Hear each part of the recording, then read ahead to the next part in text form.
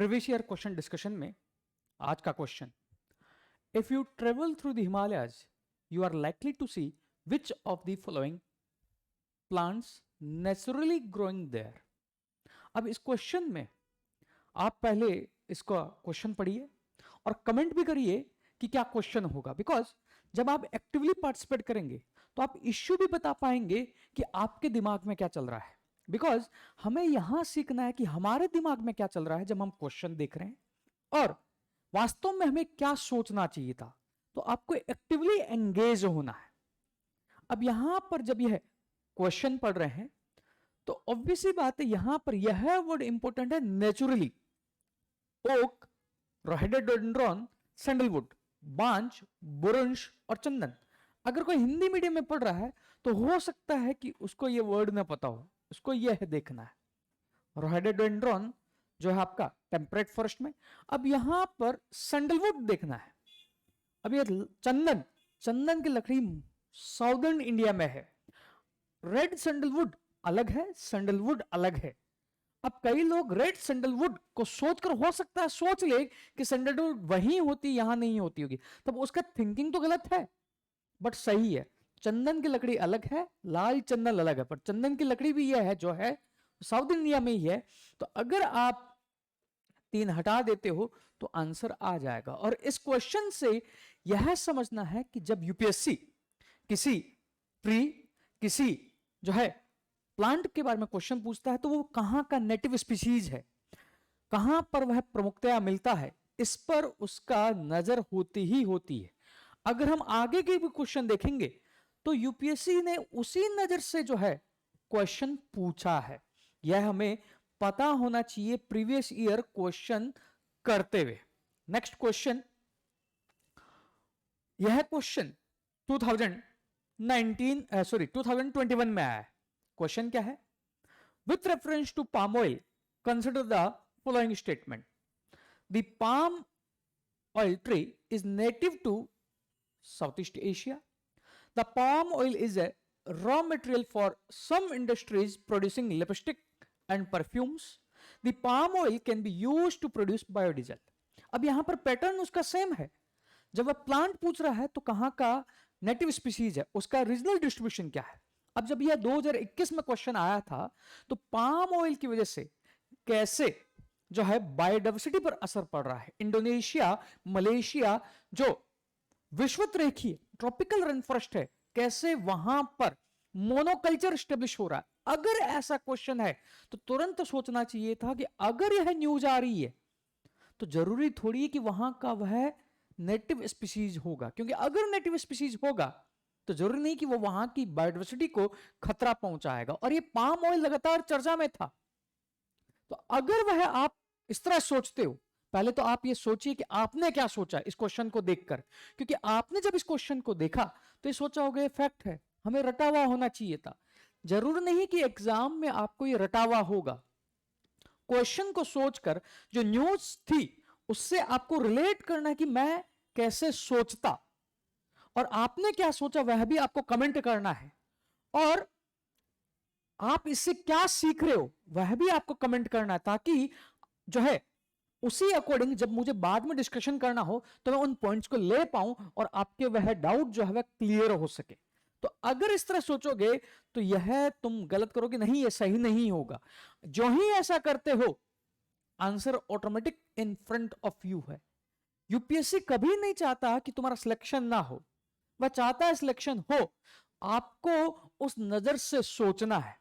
ये एग्जाम का प्रीलिम्स जो है वह केवल रट्टा का खेल नहीं है, सोच का खेल है, थिंकिंग का खेल है, इंटेलिजेंट गेस का खेल है।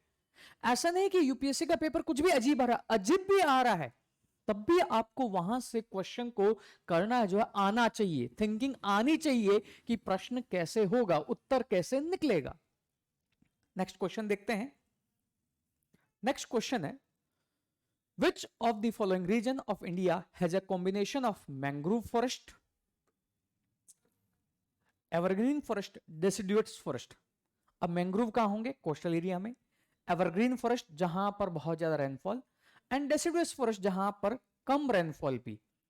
More than 200 evergreen, less than 150 आपका जो है वो डेसिडियस। अब है north coastal Andhra Pradesh, India है, नॉर्थ कोस्टल आंध्र प्रदेश मतलब यह है, बट आंध्र का यह पार्ट जो है कभी भी यहाँ रेनफॉल ज्यादा नहीं होती, इसको कट करो। यह क्वेश्चन करने का तरीका होगा। क्वेश्चन ऐसा नहीं है कि क्वेश्चन आ गया अब इसका आंसर क्या होगा, पहले आप लोग सोचो, जब मैं डिस्कशन कर रहा हूं उस समय सोचो, और जो आपके दिमाग में चल रहा है वो वहां पर कमेंट में भी लिखो। अब south west Bengal, south west Bengal, यह साउथ वेस्ट बंगाल है, बट यहां पर बहुत ज्यादा बारिश, तो यहां पर डेसिडियस फॉरेस्ट नहीं होंगे, हट गया। साउदर्न सौराष्ट्र, यह साउदर्न सौराष्ट्र है, यहां पर तो रेनफॉल वैसे ही बहुत कम होती है, तो एवरग्रीन फॉरेस्ट कहां से होंगे? यस, मैंग्रोव होंगे, और मैंग्रोव जो है यहां पर नहीं होंगे, तो ये तो मैंग्रोव की वजह से भी कट रहा है। अब यहां पर अंडमान निकोबार, बट अंडमान निकोबार देखकर भी कंफ्यूजन क्रिएट हो सकता है कि ये कैसे होगा, डेसिडुअस फॉरेस्ट कैसे होंगे।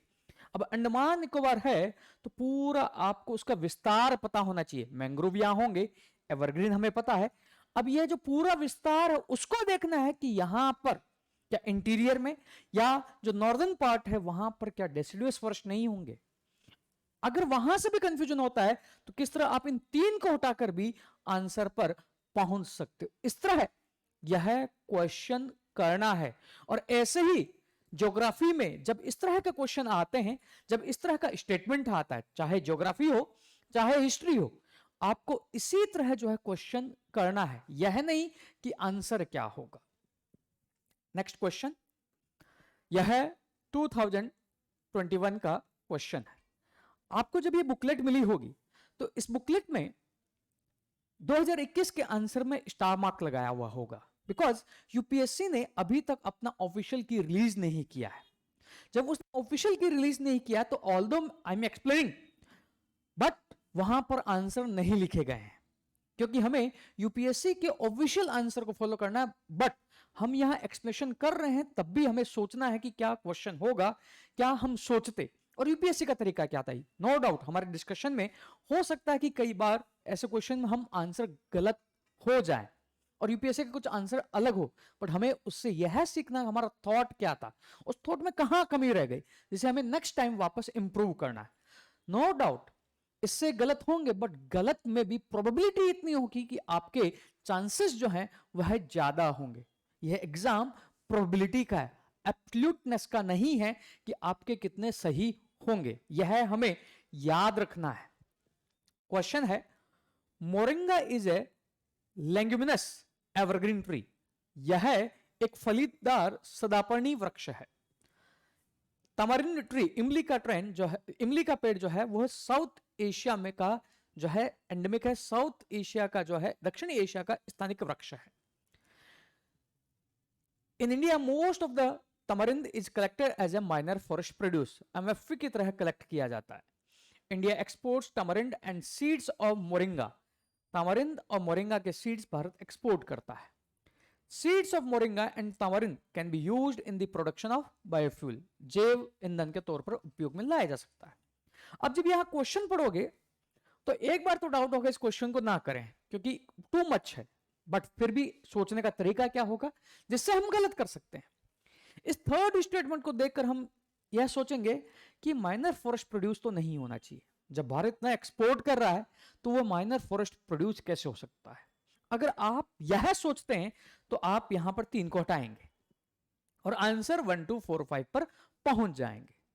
बट क्या जरूरी है कि अगर कोई जो है वस्तु माइनर फॉरेस्ट प्रोड्यूस है तो हम उसमें एक्सपोर्ट में अग्रणी नहीं हो सकते? ऐसा जरूरी तो नहीं है, बट यह सोच आ सकती है और कईयों को आई भी होगी एग्जाम में, जिसके कारण उन्होंने ए मार्क किया होगा।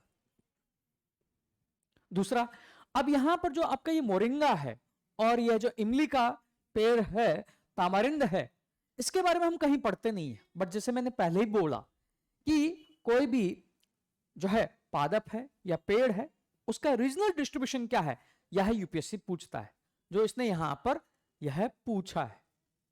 अब अगर इतना सिचुएशन बन रहा है, या तो इस क्वेश्चन को स्टार मार्क किया जाए, इस क्वेश्चन को लीव किया जाए एग्जाम हॉल में कि नहीं होगा, क्योंकि प्रीलिम्स में आपको क्वेश्चन करना ही नहीं आना चाहिए, अपितु यह भी आना चाहिए कि क्वेश्चन को लीव भी करना है, क्वेश्चन को छोड़ना भी है।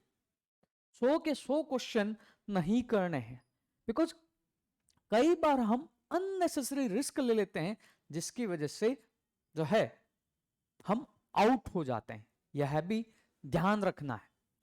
अब अगर मैं इसका एक्सप्लेनेशन करूं, अगर मैं एग्जाम समय में होता तो इस क्वेश्चन को लीव करता। अब यहां पर यह ध्यान रखना है, ये मोरिंगा जो है ये लेग्यूमिनस ट्री नहीं है, और ना ही इमली का पेड़ जो है वह एंडेमिक है साउथ एशिया का, यह अफ्रीका का एंडेमिक है। अगर इस तरह आप 1 और 2 हटाते हो, 1 भी हटा देते हो तो आंसर बी आएगा। इसका आंसर होना चाहिए B. But let's wait, UPSC अपना आंसर क्या देता है। बट एक क्वेश्चन एग्जाम समय में we could have leave, we could have left, हम इसे छोड़ सकते थे। नेक्स्ट क्वेश्चन देखते हैं। Next question, the 2004 tsunami made people realize that mangrove can serve as a reliable safety hedge against coastal calamities. How do mangrove function as a safety hedge? इसके एक बार option पढ़िए, मैं वेट करता हूं, और option पढ़कर कमेंट कीजिए इसका आंसर क्या होगा, फिर मैं बताता हूं कि क्या गलत सोचा होगा। पॉज कर सकते हैं वीडियो, फिर देख सकते हैं। अब आपने जब ये क्वेश्चन पढ़ा होगा, आपने सारे ऑप्शन पढ़े होंगे, बट सारे ऑप्शन पढ़ने के बजाय आपने ए पढ़ा होगा, बी पढ़ा होगा, आप में से कई लोग सी को पढ़कर कईयों ने सी मार्क कर दिया होगा,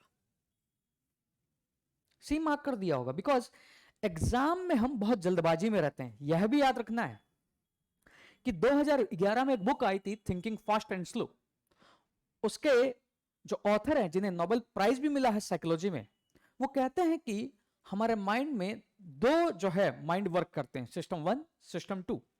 सिस्टम 1 जो है वो तुरंत किसी नतीजे पर पहुंचता है, और सिस्टम 1 का विकास जो है जब मानव के पास आवास नहीं था और उसका सर्वाइवल ही सबसे बड़ा मुद्दा था, वह ओरिजिन वहां से है, तो तुरंत देखता है और आंसर करता है। सिस्टम 2 जो है लॉजिकल है, चीजों को परखता है, बट वह समय लेता है और फिर आंसर करता है, परंतु वह लेजी है, बहुत लेजी है। जब सिस्टम 1 फंसता है तभी वह सिस्टम 2 को बुलाता है, और यूपीएससी इसी सिस्टम 1 का फायदा उठाकर ऐसे ऑप्शन देती है कि हम उसको पढ़कर वही कंक्लूड कर देते हैं कि आंसर क्या होगा, जैसा आप में से कई लोगों ने इसमें सी किया होगा कि mangrove trees are tall with dense canopies and serve as an excellent shelter during a cyclone और सुनामी। अब यह मैंग्रोव है, यहां पर वह एक्सीलेंट शेल्टर का काम कैसे करेगा,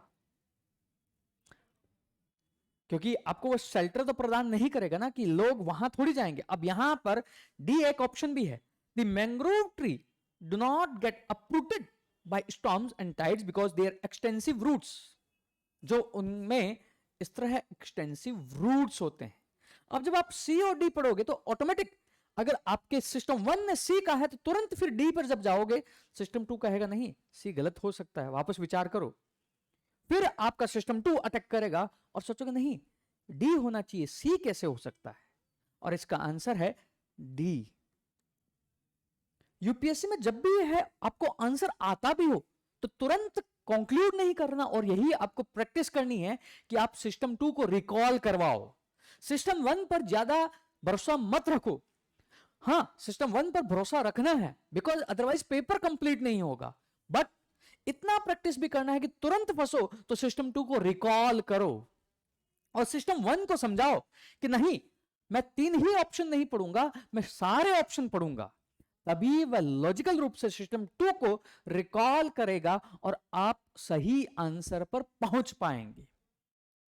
फॉर एग्जाम्पल मैं आपको जो है इसके लिए अभी एक एक्सरसाइज देता हूं, इसके लिए आपको एक एक्सरसाइज देता हूं जो उस बुक में भी जो है। एक व्यक्ति के पास 2 बॉल है और दोनों बॉल की कॉस्ट जो है वह है 1.10। दोनों बॉल की कॉस्ट कितनी है 1.10। ए जो बॉल है वह $1 मोर है दूसरी बॉल के, तो ए बॉल की कीमत क्या है, बी बॉल की जो है कीमत क्या है, आंसर करो। और कमेंट सेक्शन में आपको बताना है कि कीमत क्या है। दो बोल हैं ए और बी। ए की कीमत डॉलर, ए और बी की कीमत 1.10, ए की कीमत जो है $1 मोर है बी के। कमेंट करो। आप में से कई लोगों ने कंक्लूजन किया होगा बी की कीमत जो है वह $0.10 है और ए की जो है वह $1 है। बट मैंने कहा ए जो है उसकी कीमत $1 मोर है बी के। सिस्टम 1 ने क्या किया, सिस्टम 1 ने कहा और आपने सीधा आंसर दे दिया 0.10 और 1। ये आंसर नहीं है ना। अब ए की कीमत बी से अगर यह आंसर है तो $1 मोर नहीं है। इसका आंसर होना चाहिए एक बॉल की कीमत जो है वह है $1.05 और बी की कीमत जो है $0.05। तभी ए जो है $1 मोर होगा और इसी का फायदा यूपीएससी उठाता है। हमें यह याद रखना है और इसी के लिए हम यह प्रीवियस ईयर क्वेश्चन डिस्कशन कर रहे हैं ताकि हमें जब एग्जाम हॉल में हम 9:30 to 11:30 तो यह पता रहे कि हमें क्वेश्चन कैसे करना। और भी जो है इंटेलिजेंट गैस और भी तरीके जो है इस कंटिन्यूअस सीरीज में जो है सीखने को हमें मिलेगा। You can like the video, share it and subscribe to the channel. Thank you.